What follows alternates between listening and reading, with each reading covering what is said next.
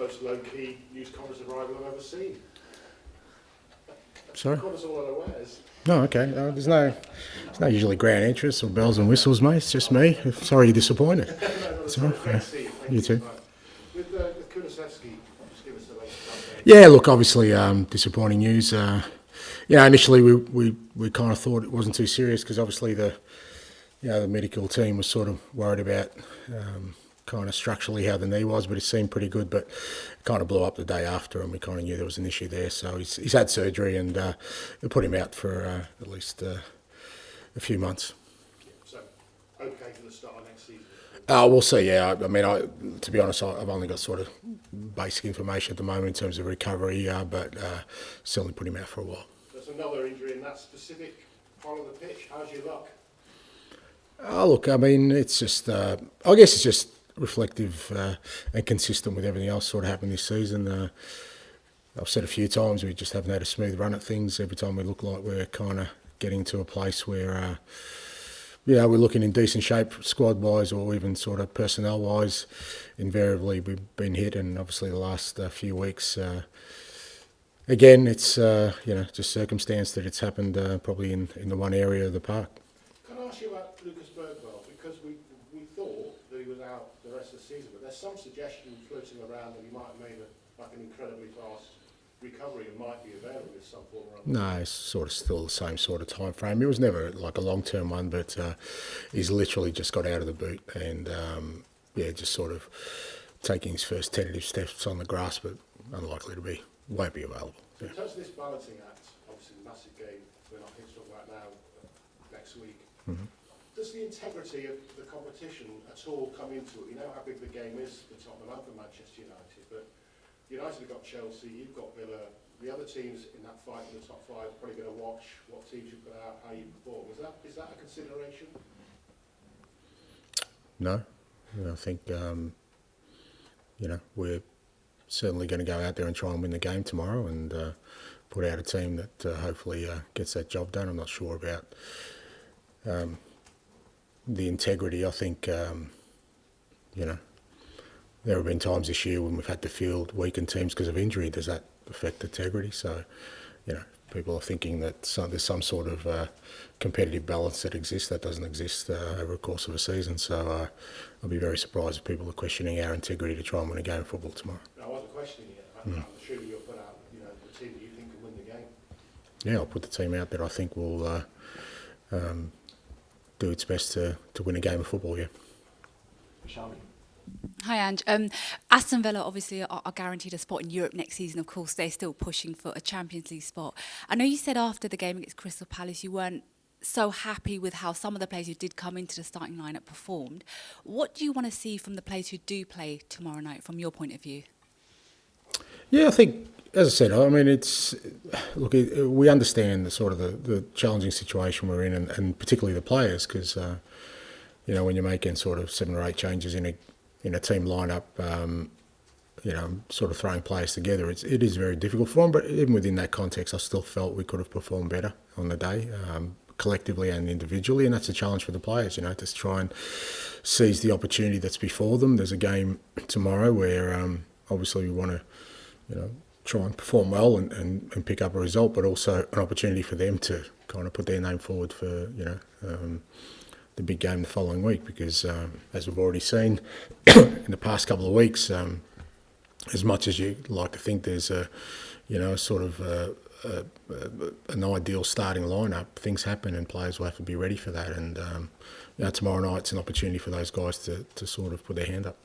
With all of these spate of injuries, I mean, how has that affected the morale of the team? Because it seems like whenever you've done really well in the Europa League, you lose a key player. And what has it done for yourself in terms of being able to plan ahead to the next game? Look, I guess because it's been a constant with us during the year, we've kind of become almost accustomed to it. And I think it would probably be a bigger issue if sort of we've had a smooth run all year and sort of got hit with injuries now, and we kind of had to deal with missing key players. But we've pretty much been without key players the whole season. There hasn't been a time where you kind of go, oh, we've had a 3 or 4 week spell with our strongest lineup fairly settled. So, the boys are sort of getting on with it. They're disappointed for the people involved. Obviously, Decky being the latest one, because he had a fantastic sort of first part of the year for us and was just working his way back into it. But at the same time, as I keep saying, to the group all along, you can't pick and choose when these opportunities come along. There could be other years where we don't have these disruptions and don't have injuries, but we don't get to a final. So the reality of it is now the opportunity's there, and whatever happens between now and then, we've got to make sure we're ready for it. I know you mentioned Dejan Kulusevski is out for this game and for the next couple of months. In terms of Son Heung-min, could he make the starting lineup tomorrow? Is he fit enough? Has he progressed enough? He'll definitely play tomorrow. Whether we start with him or not, we'll have a look at. But he definitely he reacted well to sort of playing the other day. There was no issues with his foot. He's trained well, and it makes sense for him to get more match minutes. Could be as a starter. If not, he'll definitely play at least half a game tomorrow.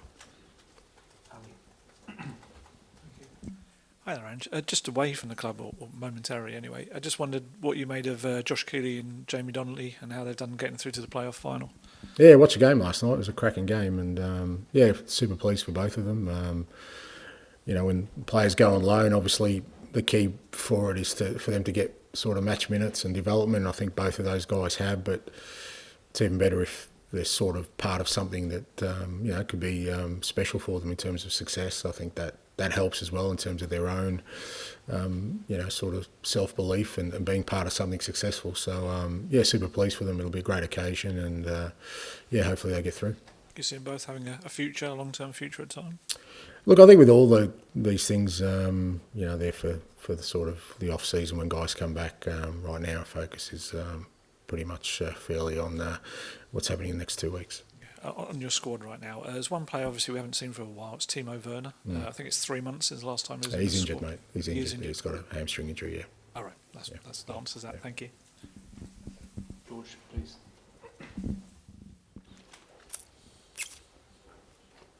Hi, Ange. In terms of Dejan, obviously he's hugely disappointed. I mean, how kind of gutted are you for him, especially given kind of the journey he's had this season, how key he's been as well for this run?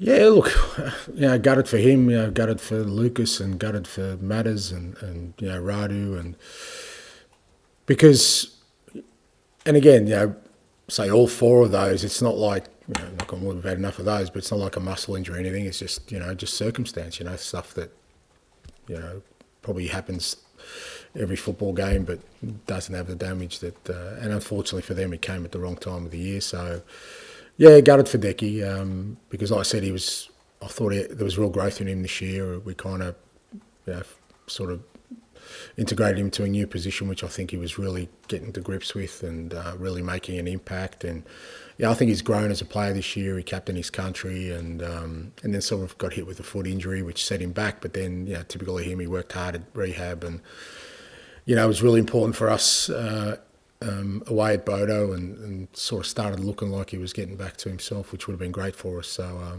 for him to get another setback is disappointing, and but he's a very mentally he's a very strong guy, and I'm sure he'll use this as a catalyst to come back stronger. Just in terms of a timeline here, you mentioned a few months. I mean, you type in that surgery online, which is never a good thing, and it comes up with 6 to 12 months. You don't expect it to be as long as that, or as soon as... No, it wouldn't be sort of nowhere near as 12 months. But again, me putting a time frame on wouldn't be right, because it's something that that we'll get sort of. He only had the surgery yesterday. We'll get some more information, and a lot of that just depends on how players sort of progress. But it's fair to say months, but how many months, I wouldn't speculate at the moment. And you use 3 players that started at Bodo against Palace, or started them. The other 7 outfield players, will they all be expected to play some sort of type of minutes tomorrow? Is there 1 or 2 you might try and keep out? Yeah, we'll see. We'll see. Kind of got training today, and like I said, it's a bit of a balancing act. We obviously, tried to navigate that last week by protecting a few, which we had to, and it still didn't work out. We still lost the player. So I'll sort of take all that into consideration over the next sort of few hours.